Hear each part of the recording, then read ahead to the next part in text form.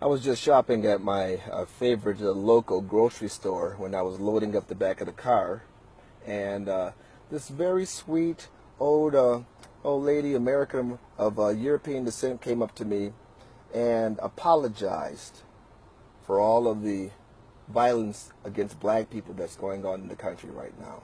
She just doesn't know where this whole thing is going to end, but she wanted me to know that she just feels so bad about all that's happening, and that's happening to African Americans. No, she didn't know who she was talking to.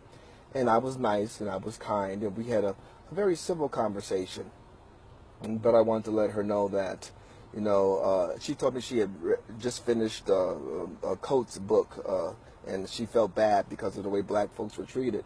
And I gently told her that, a lot of times that what happens is bad. And I don't agree completely with Mr. Coates' book, but as an American of African descent, I can tell you that I was taught as a child that we should always respect authority, and that we should respect police, and that when one is pulled over, it is one's responsibility to do what one is told to do, especially when the police officer has a gun and the authority.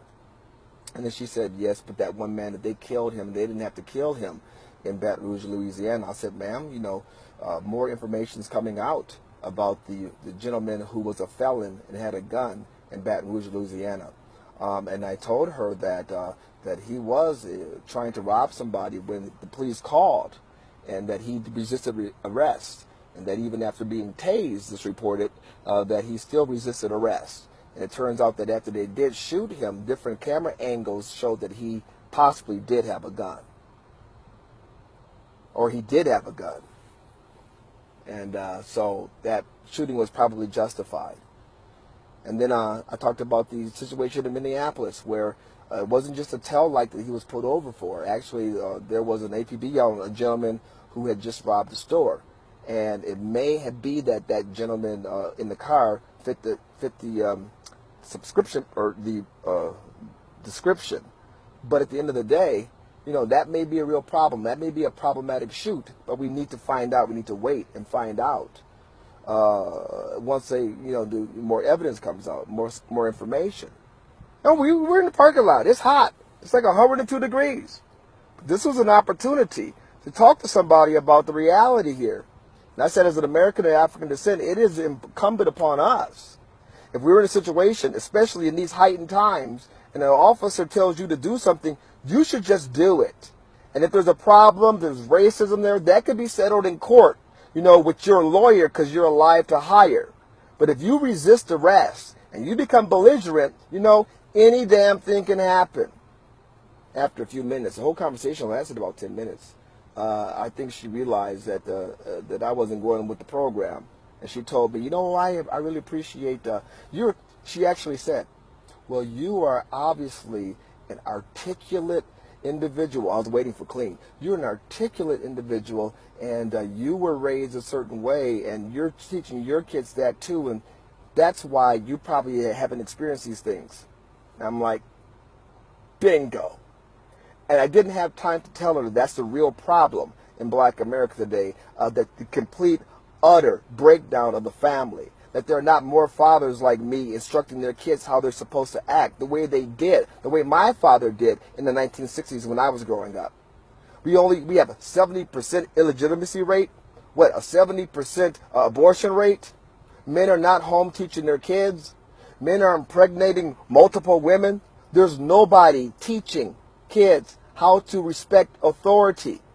And they're watching the one parent that they have probably disrespecting authority. And that, my friends, is at the heart of the problem in the black community. And the other part of the problem is that the Democrat Party is exploiting said black community. All of these Americans of African descent are marching and complaining and moaning, and they don't have a pot to piss in or a window to piss out of. I just quoted Pastor Manning there because he's dead on right. All these people marching and complaining. Meanwhile, in their own backyards, black folks are killing black folks at an alarming rate, far more than white officers are shooting black people. Black officers shoot more black people than white officers. The Democrat Party, the progressive movement, George Soros, Black Lives Matters, they're all duped. They're being played for chumps. Malcolm X said it back in the 1960s. If you vote for a Democrat and you're black, you're a chump. Malcolm X said it in the 1960s. If you let the enemy educate your children, you are a chump. LBJ said, if we give these niggers welfare, we will control them for the next 200 years. And that's exactly what the hell we're watching on TV right now. Ninjas being controlled. This is not grassroots. This is AstroTurf. These are people without jobs being shipped from place to place to place to agitate. Their job is to agitate. They're being supported by agitators. This poor woman said things have to change. And they do have to change. They do. People have to stop allowing themselves to be manipulated. People need to turn off the damn TV set, turn off MSNBC, CNN, NBC, CBS, ABC, and read something. Read the Wall Street Journal. Great article yesterday about the real statistics, not the BS that Obama was spouting in Poland. What is out of control is the fact that so many people have given themselves over to one political party in particular. And that party is not about peace. It's not about unity. It's not about economic prosperity. It is about control. And they lose control when people start thinking for themselves. All of these people in the streets are not thinking for themselves.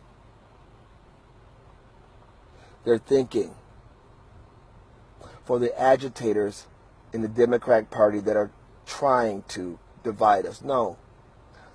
Who are successfully dividing us.